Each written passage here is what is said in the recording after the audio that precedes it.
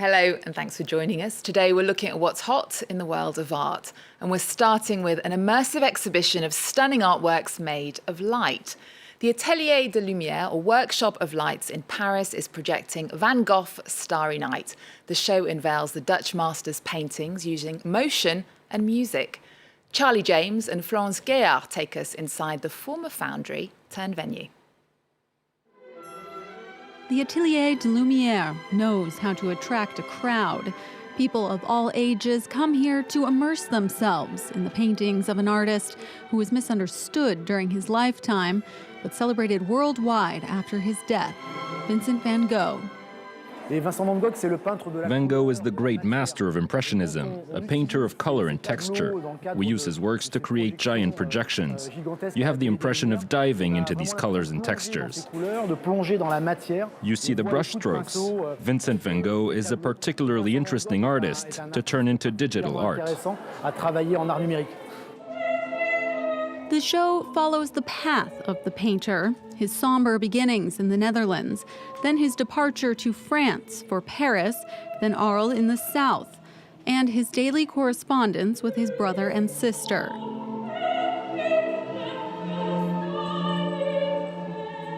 The further south Van Gogh travels, the more brilliant his paintings become. He wanted to paint like music is played, and his works are accompanied by a powerful and eclectic soundtrack. It's obviously not the music of Vincent Van Gogh's era. We have Janis Joplin, Miles Davis, Nina Simone. But each time, notably with Miles Davis, they give feeling to Van Gogh's somber period. They translate melancholy and Van Gogh's sadness through music. That sadness would lead to his death at just 37 years old in the suburbs of Paris. Suicide or accident, that remains a mystery. But his paintings are very much alive and speak to all audiences. I was a part of the space, the universe, the explosions. It was like fireworks. Amazing sensations. Also the music that immersed you in the images. Beautiful. When he died in 1890, Vincent van Gogh had sold just one painting in his life. Today, he is exhibited in the largest museums around the world. And that exhibition has just been extended until January.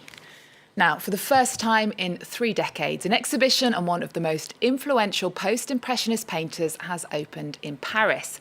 A retrospective of Henri de Toulouse-Lautrec, famed for his portrayal of Paris's cafes, brothels and cabarets at the end of the 19th century, is on at the Grand Palais. The prolific painter was born in the south of France, but spent much of his life here in Paris. Erin Agonki takes us to his neighbourhood to see what remains of Toulouse-Lautrec's Montmartre. At just under 5 feet, he was known as the Incredible Gnome. He painted and drew over 6,000 works of art, eventually influencing several artistic forms, from advertising to comics. If the spirit of Henri de Toulouse-Lautrec's work is still present, it's certainly in the streets of Montmartre.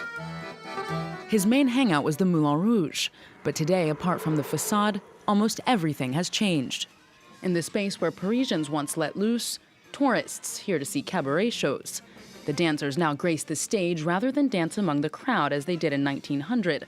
At the time, Toulouse-Lautrec looked on from the tables, observing the women, the crowd, even painting himself as a part of it. Thanks to him, the Moulin Rouge is no less a symbol of Paris than the Eiffel Tower.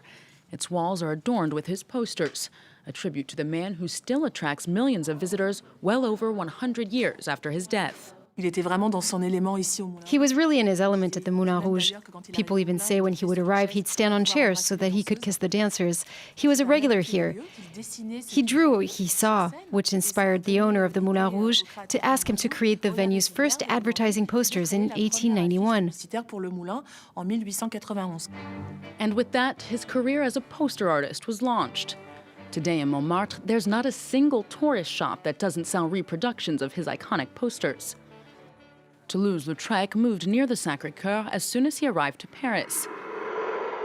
His building on Rue Torlac still exists. This actor shares his small stature with the late painter, who he's even played the part of on stage, and he understands exactly why he was drawn to Montmartre.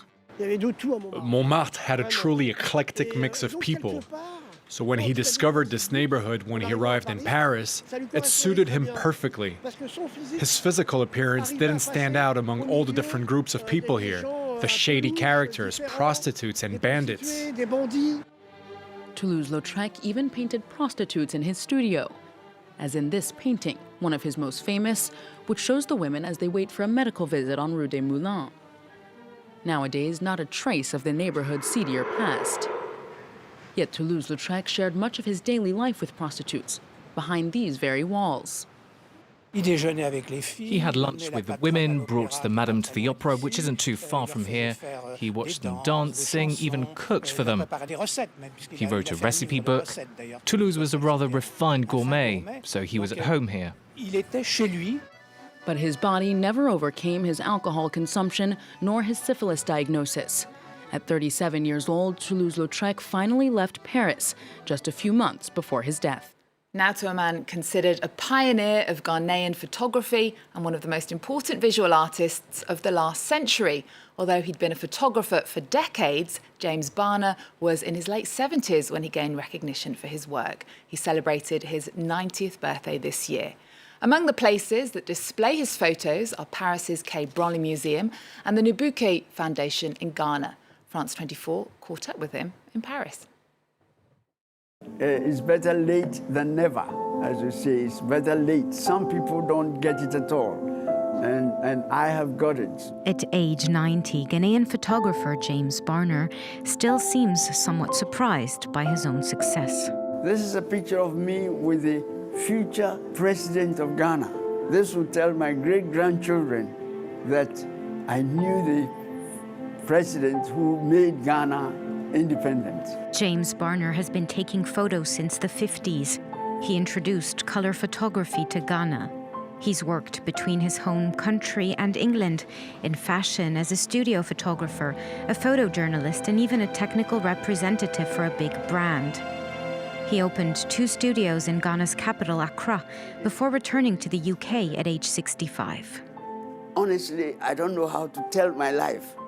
For instance, when I returned to Ghana after 25 years or 20-something years and went back to England, I was a cleaner at the airport. You have to have something like a shock absorber. I think that I'm the luckiest man on earth. His work only acquired international recognition in the last decade, but now he's being courted by the most prestigious museums in the world. The Quai Branly in Paris bought 70 of his photographs. He's both a witness to history, to very important events, and someone whose own life has taken unique turns. He's always been interested in new techniques. He's really someone who experiments and does many different things, and we're still discovering his work and finding out more about his involvement in key moments. In this Parisian gallery, the photographs are being scanned and organized, with James Barnor there to help navigate through his work. This is London Street. James is here to oversee everything. We are building as comprehensive a database as we can. It's difficult to evaluate the number of negatives, but we think there's a total of 80,000 to 100,000 black and white and color negatives. The artist has packed up his life and moved many times over the years, always taking his many films with him. But I think I learned the value of negatives right from the beginning.